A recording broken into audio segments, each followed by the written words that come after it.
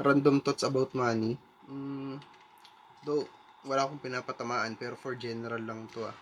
Magkakaiba kasi yung mindset natin pagdating sa pera. Siguro sa pag-attend ko ng trainings or pakikinig ko sa lessons ng mga successful na tao, siguro yung makukuha kong note is to make money, di ba? Kailangan nating mag-spend ng money. So, yung iba takot na, doon ako sa free, doon ako sa libre. Ayoko mag-invest, ganito, ganyan. Pero kasi kapag nag-invest ka, mas mapipilitan kang matuto kasi naglagay ka ng effort eh. I mean, nag-spend ka ng money. So, mas matututo ka talaga doon eh. Tsaka, iba yung value nung paid talaga, tsaka ng free. So, siguro itong tinutukoy ko is investment sa learnings or kung saan. Pero, I mean, spending sa normal, ibang tao naman na, halimbawa, may event, binyag, or kung ano man, kasal, mga once na event, mahal yan. Ito na lang, mahal to, ganito, ganyan. Siguro natutunan ko, focus on the income, not on the outcome.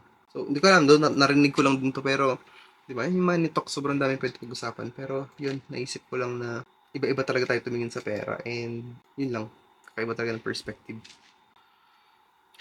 Yun, ang gulo ko, no?